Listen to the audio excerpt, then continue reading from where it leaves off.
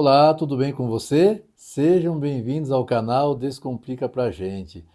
Hoje nós lemos os capítulos 17, 18 e 19 do livro de Juízes. E agora, neste vídeo, nós vamos comentar um pouco sobre a leitura de hoje, tá bom? Então é importante que você já pegue uma caneta para você grifar algumas passagens, para você fazer algumas anotações, para você não perder o que você entendeu sobre a leitura de hoje. Então marca no cantinho da Bíblia, marca algumas palavras-chave que eu falar aqui, que vai ser interessante você, depois que você revisar essas leituras, você vai encontrar os textos, vai se lembrar do que significa aquele texto ou a que ele se refere. Então é importante fazer essas marcações na Bíblia, tá bom?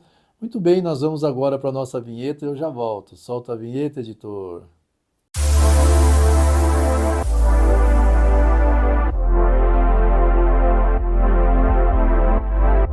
Olá, voltamos com o nosso canal Descomplica Pra Gente. Vamos fazer o comentário da leitura de hoje, mas antes eu peço para você dar um like neste vídeo, se inscreve neste canal e ative o sininho de notificações para você ser notificado quando nós postarmos vídeos novos aqui.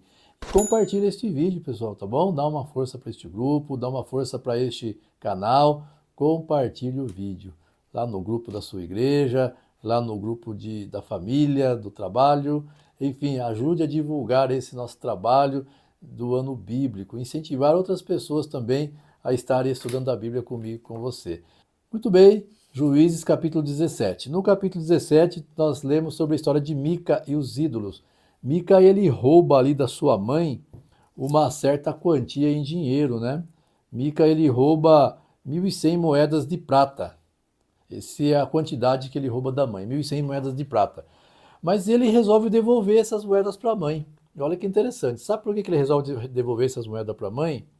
Porque a mãe dele, aparentemente sendo uma viúva rica, uma mulher rica, e ela vivia somente com o filho, né? Pelo menos é o que dá a entender aqui, que era só os dois que viviam, é, ela descobriu que a prata dela havia sido roubada, então ela lança uma maldição em cima daquele dinheiro.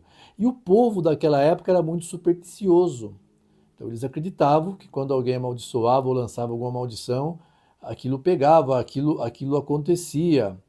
E quando ela lança uma terrível maldição sobre esse dinheiro, então Mica deve ter ouvido essa maldição. E ela nem imaginava que o filho dela era o ladrão, né? Então, quando ela lançou essa maldição, ela, na mente dela, ela não imaginava.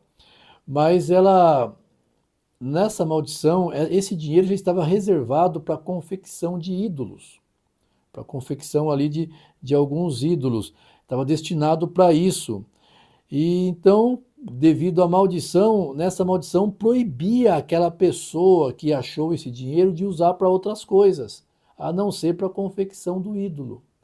Então Mica, sabendo disso, ele fica com medo. Tá? Então ele devolve o dinheiro para a mãe, não porque ele se arrependeu do furto e tal, mas é porque ele estava com medo da maldição que a mãe havia lançado. E aí ele acaba devolvendo, né? E como eu disse, as pessoas eram muito supersticiosas ali. Aí realmente eles fazem ídolos ali. E Mica, aí ele fica sendo sacerdote ali. É claro que Deus não aprovava isso. E também chega um levita na história, que morava ali nas terras de Judá, de Belém da Judá. Lembre-se que os levitas, quando herdaram as terras, eles se espalharam, né? Então esse levita, ele morava em Belém de Judá. Ele vai e ele começa a ajudar Mica no seu centro de adoração, digamos assim. E o levita, ele fica hospedado na casa de Mica. E o interessante agora, queridos, é no capítulo 19.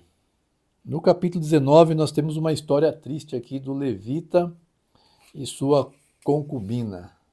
A palavra concubina, ela pode se referir a uma esposa de categoria inferior, sem o mesmo status de uma segunda esposa.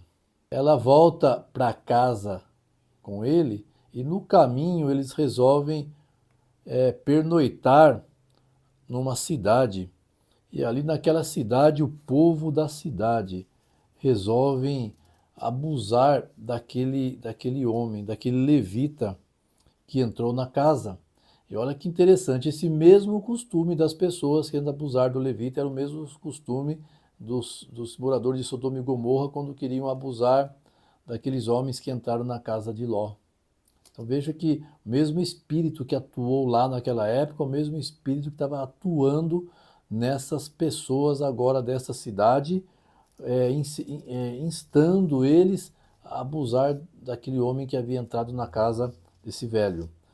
E o levita, então, ele dá sua concubina para que as pessoas daquela cidade fizessem dela o que quisessem.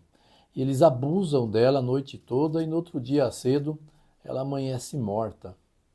E aí o levita, ele comete ali umas coisas terríveis, né? Ele parte ela ali em alguns pedaços e manda cada pedaço para as 12 tribos de Israel. É uma história triste, uma história que choca, e como eu disse, a Bíblia apresenta essas histórias aí talvez para ensinar uma lição para a gente não tomar cuidado com os perigos deste mundo contemporâneo, enfim. Mas na leitura de amanhã nós vamos entender um pouco melhor, a gente vai ver o porquê que ele mandou esses pedaços dela para as demais tribos aí, tá bom?